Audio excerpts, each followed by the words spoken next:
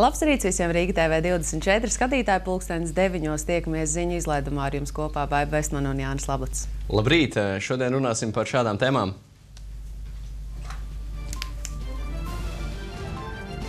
Traģiska nakts, ugunsgrēkos ir bojāgājušie.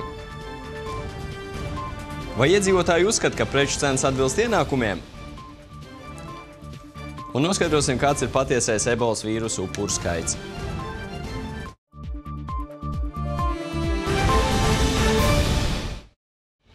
Bet gan sāksim ar kaut ko lustīgāku, kustīgāku, gan ar fitnesu, gan ar finansēm. Tādēļ šobrīd studijā esam aicinājuši arī Nordea naudas skolas vadītāju Annu Fišeru-Kaļķi un fitnesa treneri Kasparu Ozoliņu, kuri tad mums vairāk pastāstīs par finanšu fitnesu programmu un sniegs arī padomus, kā uzlabot mūsu gan finanšu, gan arī fizisko stāvokli. Labrīt! Labs rīts! Labrīt. Naudas skola. Man uzreiz, kad es padzirdēju vārdu naudas skola, es saprotu, ka es gribētu iet tādā skolā, naudas skolā. Kas ir naudas skola un kas ir varbūt tieši finanšu fitnesa programma? Nordea naudas skola jau 3 gadus, kā darbojas šeit Latvijā, ja, un mēs izglītojam iedzīvotājus, savus klientus un dodam to pievienotu vērtību, lai viņi vairotu savus panākumus, ja, un būtu zinošāki. Un kādēļ tad turklāt ir vēl fitness? Mēs sapratām, ka parunājoties ar Nordea, mēs sapratām, ka fitnesam un finansēm ir daudz kas kopīgs. Piemēram, ir mērķiecīgi jāiet uz savu nospraustu mērķi un jādara lietas lēnām un pārdomāti. Nedrīkst izlaist savus treniņus vai arī savus aktivitātes arī finanšu stāvokļu uzlabošanā. Un tad mēs izdomājām to visu apvienot un izdevās. Abi vārdi arī uz F burts, starp citu, sākās. Jā, finanses, fitness, vai ne? Daudz kas kopīgs. Kad un kādēļ tas vispār tika aizsākts? Šī finanšu fitnesa programma. Jā, uzsākām mēs tikai tagad. Tagad tieši tāds lielais starts notika, ja? Un mēs to turpināsim ilgākā laika, lai iedzīvotājiem vieglākā ceļa pasniegt gan finanses, ja? Gan arī uzlabot savu ķermeni un veselību. Jo abi divi prasa ilgāku laiku un ilgāku pūli, un arī tas jādara ar prātu. Un kā tad jūs šobrīd raksturotu vispār Latvijas iedzīvotājiem, vai viņi veic uzkrājumus un vai arī viņi nodarbojas ar to sportu? Jā, ja mēs runājam par Latvijas iedzīvotājiem, tad 30% no Latvijas iedzīvotājiem veido uzkrājumus, ja, bet veseli 70% diemžēl neveido. Un tas arī, tāpēc arī ir Nordea naudas skola, lai izglītotu klientus, ka tas ir nepieciešams darīt, jo atceramies, ka ekonomika ir cikliska. Jā, augšā mums viss ir ļoti labi, mēs smuki visu tērējamies, jā, mēs braucam, mēs ceļojam, un turpretī atkal kaut kas notiek ekonomikā, un mēs ejam lejā, jā, un mums parādās nav darba, un uzkrājumi tajā laikā ir ļoti, ļoti nepieciešami. Bet kur labāk ir veikt uzkrājumus? Mājās, zeķēji bāzt, vai zem spilvena, vai zem gultas, vai plaukta vienalga? Kur vai tomēr labāk bankā? Tā kā bankas pārstāvis, es teikšu, protams, ka labāk bankā, jo banka var ir... Bankā zeķēja un uz plaukta. Uz bankas plaukta, bankas kur zeķe stāv bankā? Jā. Okay. Jā. Atceramies, ja jums zeķē stāvēs tā nav, tomēr tā inflācija viņu tā ēdīs katru dienu, un īstenībā tā naudas vērtība samazināsies. Tomēr bankā pastāv vairāki instrumenti, kā varētu viņu vairot, ja, un runāt par tiem pašiem mērķiem, dažādiem mērķiem, atrast savu instrumentu, un cik ilgi tu gribi krāt, ja, vai cik ātri tu gribi aizceļot, ja, vai cik tu gribi ātri nopirkt mašīnu. Un par fitnesu ir līdzīgi, jo projām Latvijas iedzīvotāji daudzi nodarbojas ar sportu, ar fitnesu, vispār ar vingrošanu kā tādu, savas formas un pašsajūtas uzlabošana ļoti cikliski. Viņi, piemēram, atnāk vingrot uz sporta klubu februārī, martā, aprīlī un pēc tam pazūd. 3 mēneši un pēc tam atkal... Tikai pirms asarītes pēc tam jau... Tikai pirms asarītes, bet patiesībā, jā, viņi gaida, ka vasarā būs laba forma, bet vasarā neko nedara, lai to saglabātu. Un tad galā pēc vasaras ir vēl lielāks saules vēders nekā pirms. Un tas ir tas kopīgais arī, jā. Nepārdomātība. Bet kā tu to visu var savienot? Es, piemēram, ielieku uzkrājumu bankā, un tad par šo uzkrāto naudiņu var iet un nodarboties ar fitnesu? Protams, ja tu uzkrāsi naudiņu vairāk, tad tu varēsi nodarboties ar fitnesu un varēsi nodarboties ar kvalitatīvāku fitnesu. Mums abiem diviem vēl ir tas kopīgais, ka ir gan naudas skolas treneri, finanšu treneri, gan arī mums ir treneri. Un mēs zinām trenera jēgu. Cilvēks pats no zila gaisa nevarēs izdomāt, kā tad tieši nodarboties ar savu ķermeni, kā to darīt profesionāli, ko darīt ar sevi tajā brīdī, kad tev sirds sitās pārāk traki un lec pa mutu laukā, kurā brīdī jāsamazina slodzi, kurā jāpalielina, un nezinu īsti tos galamērķus, kā iet, un ar finansēm varētu būt līdzīgi. Tas pats Tāpat kā ķermeņi mums ļoti dažādi ir, ja? Un tāpat arī mums programmas ļoti dažādas ir vajadzīgas. Ja? Un tie mērķi, ja mēs gribam pludmalē skaisti izskatīties, ja? Mēs gribam pludmalē šeit Latvijā izskatīties skaisti, vai mēs gribam tomēr kaut kādas Kanāru salās skaisti izskatīties. Nu, šeit arī uzreiz parādās tie paši uzkrājumi. Ja? Tad cik regulāri tu viņus veidosi, ja? Tad tur tu arī atpūtīsies, un tur tu arī savas kubiņas varēs arī rādīt. Un tad, principā, kas notiek absolvējot finanšu un fitnesa kopumā šo te programmu un naudas skolu? Vai to vispār var absolvēt? Absolvēt var, vismaz 1., pēc tam 2., pēc tam 3. klasi un līmeni. Tas ir tā kā savu to mērķu sasniegšanu, jo gan fitnesā, gan finansēs mēs varam stādīt savu to mērķi pamazām un sākt ar mazāku. Piemēram, sākt fitnesā ar mērķi 3 mēnešu laikā justies labāk. Kas varētu būt finansēs? 3 mēnešu laikā mēs varam kādu mazo krāju kontu, ja? Kādam tuvākam mērķi, nopirkt kaut ko sev, jaunas kurpes. Jaunas kurpes, piemēram. Meitenei tas būs dārgāk, vai ne? Meitenei jau tu jau rēķinies. Pēc tam fitnesā varētu būt nākamais mērķis, nākamā absolvācija. Piemēram, puisis ir nedaudz platāki pleci nedaudz platāki pleci un šaurāks viduklis. Meitenei atkal tuvāku formu savai iemīļotajai aktrisei, kas finansēs varētu būt jau pa pusgadu. Ja tu man tā salīdzini tos ķermes, es teiktu, ka vajag izvērtēt savas finanses, savus ieņēmumus un savus izdevumus, un tad sapratāt, cik tu vari uzkrāt, ja? Vai kur ir tie našķi, no kuriem tu varētu atteikties, lai ielikt savus uzkrājumus vairāk un pēc tam viņus izbaudīt. Tieši tāpēc, kā fitnesā tu vari parēķināt, ko man patiesībā maksās tā ballīte piekdienas vakarā un slikta pašsajūta sestdienā? Vai tik tas nevilks atkal uz kaut kādu tādu tauku pikuci uz sāna pret to, ka tu varētu sestdienā labi izskatīties, labi justies un iet sportot tālāk? Šie bija tādi teicami salīdzinājumi. Tā kā jādomā, gan skatītāji, ko mēs darīsim šajā piekdienā, vai ne? Jāsaka jums paldies par tādu mūsu izglītošanu. Noteikti dosimies arī pēc tam tālāk sportot pēc darba. Jā, tieši tā, labāk to tauku pikucu uzkrāt bankā, nevis uz savu ķermeņu. Pie tā arī paliec. Ļoti labi pateikts. Labi, paldies jums liels par sarunu, bet mēs gan skatītāji turpinām jau ar ziņām.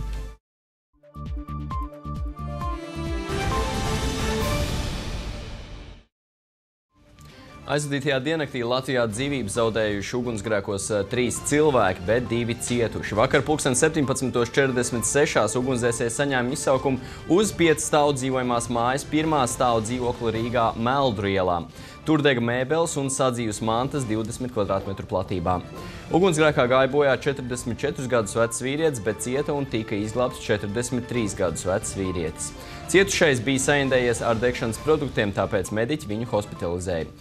Ap 20:00 Daugavpils novada Maļinavas pagastā dega vienstāva koka dzīvojamā māja. Liesmas ēku bija pārņēmušas 50 kvadrātmetru platībā. Ugunsgrēkā gāja bojā 62 gadus vecs vīrietis, bet 60 gadus veca sieviete ar apdegumiem tika nogādāta slimnīcā.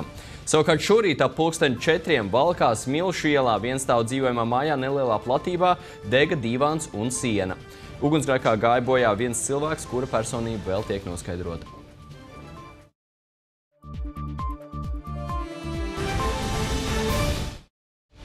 Bet nedaudz vairāk par pusi, jeb 51% aptaujāto iedzīvotāju uzskata, ka kopumā preču cenas Latvijā pārsvarā neatbilst iedzīvotāju ienākumiem. Tā liecina pētījuma kompānijas GfK un aģentūras Leta veiktais pētījums. Vairāk nekā piekdaļa respondentu atbildējuši, ka daļai piekrīt šim apgalvojumam, bet 15% respondentu pozīcija bija neitrāla.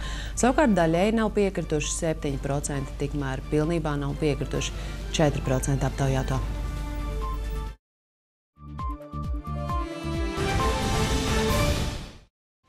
Ebolas vīrusa epidēmija visticamāk prasījusi daudz vairāk nekā 4818 upurus, ko reģistrējusi Pasaules veselības organizācija. Tā vakar atzina aģentūras eksperts Kristofs Daiss. Viņš aplēsis, ka no ebolas vīrusa varētu būt miruši vēl aptuveni 5000 cilvēki, kas Pasaules veselības organizācijas datos nav iekļauti. Aplēses balstītas uz faktu, ka mirstības rādītājs epidēmijas centrā Gvinejā, Liberijā un Sierraleonē ir aptuveni 70%. Saskaņā ar Pasaules veselības organizācijas trešdien publiskotajām aplēsēm ar vīrusu inficējušies 13042 cilvēki, kas nozīmē, ka liela daļa nāves gadījumu visticamāk netiek reģistrēti. Daiss pieļauj, ka šāda situācija izveidojusies tāpēc, ka tuvinieks slepenībā apglabās savus no ebolas vīrusa mirušos radiniekus, lai varas iestādes netraucētu apbedīšanas rituālos, piemēram, neaizliegt pieskarties līķim un to nomazgāt.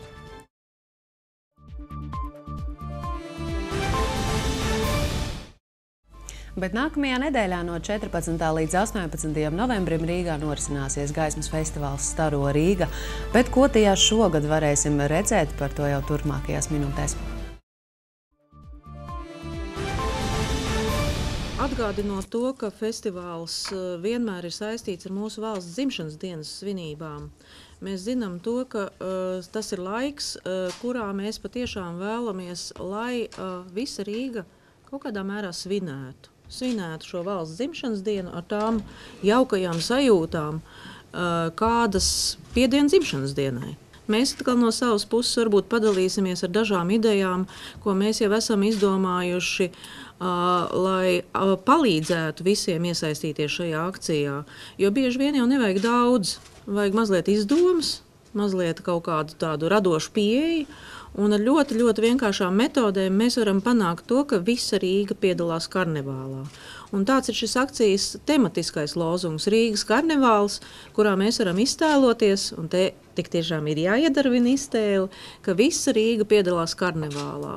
Katrs nams, katrs dzīvoklis, katrs mans vai tavs loks var piedalīties šajā karnevālā. Un tādējādi Staro Rīgas laikā, un Staro Rīga šogad notiks par vienu dienu ilgāk nekā parasti, no 14. līdz 18. novembrim. Šajā laikā Rīgu padarīt gaišu, krāsainu un tādu, kurā mēs paši jūtamies labi. Un uzaicinājums jau ir ļoti vienkāršs. Uzaicinājums no mūsu puses ir izgaismo savu pilsētu. Atrodi vienkāršas radošas idejas, kā to izdarīt, un izgaismo. Šajā akcijā ir aicināti piedalīties faktiski visi, nav nekāda ierobežojuma. Un visus mēs aicinām savus objektus, savus izveidotos objektus atzīmēt interaktīvā kartē. Tas ir arī tas, kā mēs beigās varēsim saprast, cik lielā mērogā, cik plaši pa visu Rīgu ir piedalījušies vai atsevišķi cilvēki, vai uzņēmumi, vai draugu grupas, vai jebkurš ir piedalījies akcijā. Pašā Rīgas centrā Strēlnieku laukumā uz RTUs ēkas tiks radīta mistērija par pilsētu, par Rīgu, kurā jau ir laikmīgās mākslas muzejs, vai kurai nepieciešams laikmīgās mākslas muzejs. Tad mākslā vajag telpu simbols ir izveidojis gliemezis, kas simbolizē lēno muzeja tapšanu gaitu. Un mūsu mazais gliemezītis iepazīs pasaules laikmīgās mākslas muzejs, jo RTU ēkas to brīdi būs kļuvusi kā mākslas pasaule, kur ir sastopami, kur mazais gliemezītis sastaps gliemežus, kuriem jau ir savi laikmīgās mākslas muzeji no citām valstīm. Un sastopot un gūstot šo pieredzi, mūsu gliemezītis sapratīs, ka viņš nespēja veidot valodu, nespēja izveidot ar viņiem dialogu, jo mēs neesam viņa līmeņa spēlētāji. Tā kā, mēs gribēsim ar šo instalāciju gribam uzsvērt tā muzeja nepieciešama un kādēļ viņš ir nepieciešams. Mēs redzēsim 5 populārākos pasaules muzejus, un mēs redzēsim mūsu simbolu gliemezi un kā viņš iepazīs šos muzejus. Es negribu izstāstīt visu, jo tas ir, tā būs ļoti krāšņa, ļoti intriģējoša video instalācija, kas, man liekas, priecēs gan lielus, gan mazus un liks apstāties un aizdomāties par muzeja nepieciešamību, par mākslas nozīmi.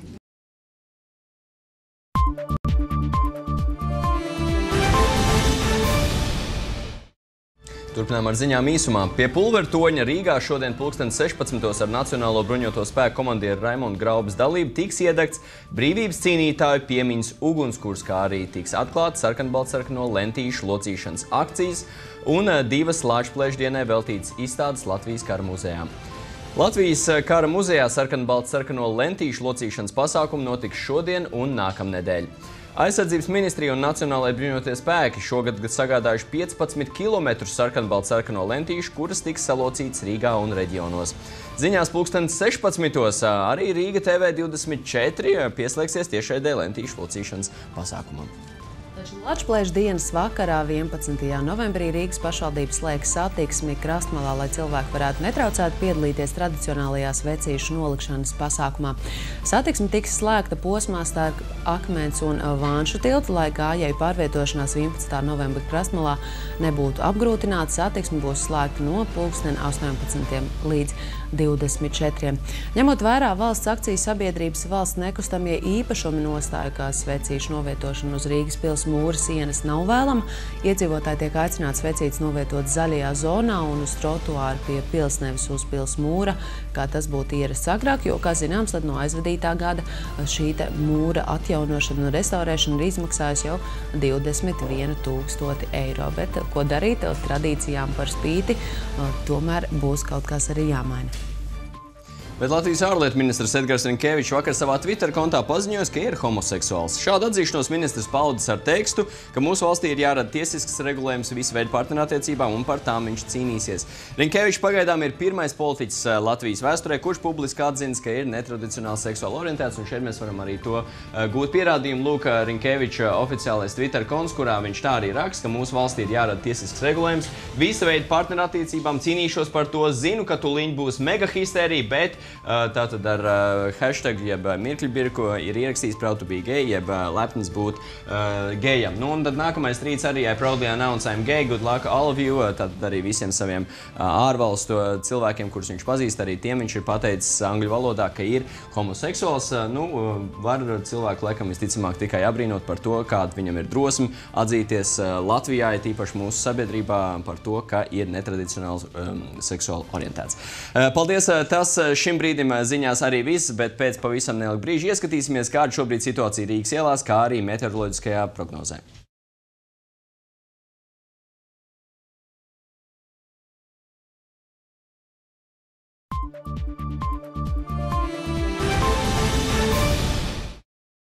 Sastrēguma ziņas ielūkosimies mājaslapā veids.com un izskatās, ka šeit šorīt ir diezgan tāda pamatīga jēzga izveidojusies uz ceļiem Pārdaugavas pusē. Ierasts jau, ka Uzvaras bulvārs ir diezgan sastrēdzis, tur Valgumiela, Raņdāmas, Lokas iela, bet šeit arī Eduarda Smilģa iela jau ir sastrēgus. Krišjāņa Valdemāra iela ir sastrēgus pat visā tās garumā, pēc tam arī Kalnciem iela, Lielirbes iela arī jau ir sastrēgus. Tā kā mēs redzam, visas šīs sarkanās līnijas, kas pašlaik atrodas Pārdaugavā iezīmētas Veids mājaslapā, tie visi ir diezgan pamatīgi sastrēgumi. Šeit uz Krišjāņa Valdemāra ielas arī ir nosūtīta fotogrāfija, un mēs redzam, cik ļoti milzīgs ir sastrēgums pašlaik uz Krišjāņa Valdemāra ielas, gan pirms, gan pēc pārbraukšanas pāri Vanšu tiltam. Tā kā šobrīd Vanšu tilts ļoti sastrēdzis. Arī Akmens tilts nav diezko labākā situācijā. Patiesībā visi tilti šajā rīta stundā ir pilni ar mašīnām un visur nāksies stāvēt diezgan ievērojumu laika posmu. Šeit arī mūsu Rīgas pusē, Daugavas pusē Krasta iela arī ir sastrēgus, tāpat arī Dzirnavu iela starp Turgeņevu un Gogoļa iela. Arī pati Gogoļa iela ir sastrēgus, Firsas Dovņikova iela, Lačplaša iela. Godīgi sakot, var tikai saukt tās ielas, jo viss šeit izskatās, ka Rīgā pašlaik stāv uz ielām mašīna ir ļoti daudz, Bruņnieku iela, Lačplaša iela. Tiešām, sen es nebiju šādu situāciju patiesībā redzējis Veids mājaslapā, kur lielais vairums no Rīgas centra un Pārdaugavas ielām, pārbraucot pāri tiltiem, ir pilnas ar mašīnām un sastrēgumiem. Bet paskatīsimies, varbūt kāda iepriecinošāka ziņa būs laika prognozē.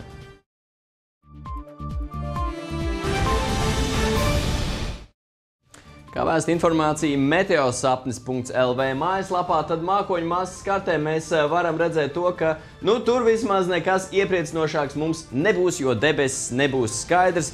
Visai Latvijas teritorijai pāri gulsies mākoņu sega gan šodien, gan mēs varam redzēt arī rīt no rīta sestdienā. Tiesa gan sestdienas dienas otrajā pusē, pulksten ap 2, 3, 4. Debesis nedaudz skaidrosies Latvijas centrālajā daļā, tā skaitā arī Rīgā, un tad noteikti varēsim redzēt arī sestdienas sauli. Gaisas temperatūra paliks nemainīgi silta, kas ir, protams, ļoti pozitīva ziņa, pat +10, +11 grādi. Nokrišņu kartē mēs arī varam redzēt to, ka nokrišņi mūs, diemžēl, šodien būs praktiski visas dienas garumā, tikai ap pusnakti un rīt no rīta nokrišņi virzīsies tālāk uz austrumiem prom no Latvijas teritorijas. Bet gan paskatīsimies, kāda tieši šobrīd ir situācija Rīgā laikapstākļu ziņā.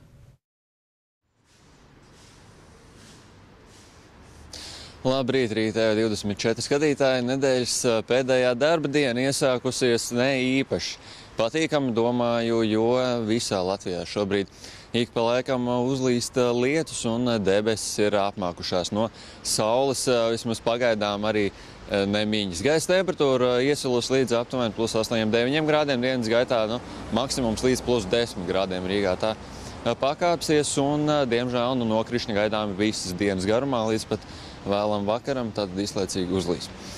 Kas attiec uz vēju, tad tas pūtīs no dienvidiem, dienvidu rietumiem mēreni ar ātrumu līdz 5 metriem sekundē un vēlā dienas otrajā pusē jau iegriezīsies no ziemeļiem un pūtīs ar tieši tādu pašu ātrumu.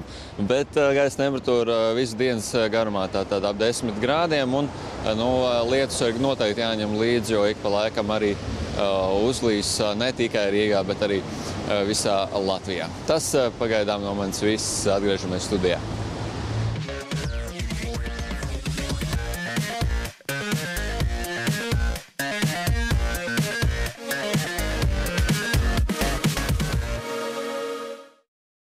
Labrīt, 7. novembrī. Jūs skatāties modes laika ziņas kanāla Riga TV24 ar mani Denisu Ševiļovu.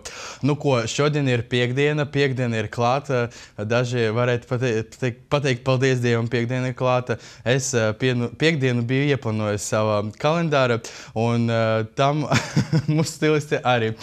Tāpēc viņi sagatavoja divas izlases tradicionāli vienu sievietēm, otru vīriešiem. Tēma ir balīte. Balītes ir dažādas, un mūsu stilisti sagatavoja tādu komplektu, kurš varētu iederēties gandrīz visur, izņemot black tie pasākumus vai kaut kādas operas pirmizrādes. Nu ko, tad ieskatīsimies komplektā, ko mūsu stilisti sagatavoja kungiem. Redzam klasisko uzvalku, kurš kostīmu sastāv no divām daļām, no žaketes un no biksēm. Šeit, diemžēl, mēs nevaram redzēt ekrāna, kā tur ir izmantots rutains audums, tāpēc, mīļie skatītāji, jūs varat tagad paralēli ielogoties mūsu blogā modeslaikaziņas.tumblr.com vai apskatīt to pēc raidījuma. Tur būs gan cenas, gan zīmola nosaukumi. Un sīkāk par to visu es jums pazuda mans špikeris. Tātad šis kostīms ir nopērkams veikalā Monton. Par cenām es jums vēlāk pastāstīšu, bet ir pieņēmums. Kombinējam to ar sarkano rutainu kreklu no zīmola Marks & Spencer, un tas maksā 50 eiro, 99 eiro. Es atvainojos, 50 centus. Stulbas cenas, kāpēc nevar vienkārši to pārdot par 50 eiro. Nē, tas maksā 50 eiro, 99 eiro centus. Tad atgādināšu jums, mīļie skatītāji, ka sarkanais ir tā krāsa, kurai jābūt visiem modes cilvēkiem garderobas. Jā, uzdrošina, tas labs akcents. Par uzvalku, tad blazeris maksā 119 eiro 95 centus un bikses no tā paša komplekta nopērkams veikalā Monton par 59 eiro 95 centiem. Neaizmirstam arī par mēteliem. Šoreiz pusgarais mētelis ar ļoti interesantu apkaklīti. Aizmugurē daļa ir taisīta no zamšādas. Šo mēs arī nevaram īsti redzēt, tāpēc, mīļie skatītāji, lūdzu ielogojieties mūsu bloga pēc tam modeslaikaziņas.tumblr.com un tur ir viss cenas un zīmoli. Tad pusgarais mētelis ir nopērkams veikala Pietro Filippi un tas maksā 299 eiro. Neaizmirstam arī par aksesuāriem. Ārā paliek ar vienu augstāku. Es vakar esmu saaugstējis. Ja man būtu visi uzvilkta šālē, iespējams, es būtu veselīgāks. Tāpēc neaizmirstam arī par šālēm. Šoreiz šālē ir sameklēta veikala Reserved, un tā būs jūsu par 13 eiro 99 centiem. Kurpes ir sameklēts veikala Dānija. Zīmols Vagabondu maksā 120 eiro. Un par pulksteniem neaizmirstam smuki pulksteni no zviedru zīmola Daniel Wellington maksā 149 eiro. Var nopirkt mājaslāpa danielwellington.com. Tas arī viss par vīriešu komplektu, ko mūsu stilisti sagatavoja meitenēm. Meitenēm mums ir šāds komplekts. Uzdrošināties dāmas uzvilkt trikotāžu kleitu, pelēka krāsa, tādu pusgaru, ļoti elegantu, ja jums atļaus augums. Ja ne, tad neaizmirstam arī par korīdzējušu veļu, kur var nopirkt visus veikalos. Galvenais konsultēties ar veikala pārdevējiem, jo viņi jums ieteiks to, kas piestāvēs tieši jums. Kombinējam to ar zeķu biksam. 40 dienu zeķu biksas no mūsu ražotāja Lauma Lingerie maksās tikai 3,45 €. Uz kājām velkam apavus, tāds smuks laiviņas zelta krāsā ar asu purgalvumu no zīmola Marks & Spencer maksā 42,99 €. Un mētelis, interesants mētelis arī no Marks & Spencer, tāda kažoka ādiņa, pusmetelītis maksā 230,99 €. Neaizmirstam par šalīti. Šalīti blakus ir piemēklēta veikalā Monton, un tā maksā 29,95 €. Un aksesuāriņi mums ir tādi no Steina Jewelry, maksā 74,95 €. Tas kaklarotas un somiņa sarkanais, tā īsta krāsa, no Parfois 29,95 €. Atgādināšu, lūdzu, sekojiet mūsu sociālajos mēdījos un šeit un blogā modeslaika ziņas.tumblr.com. Tiekamies pirmdien. Tā!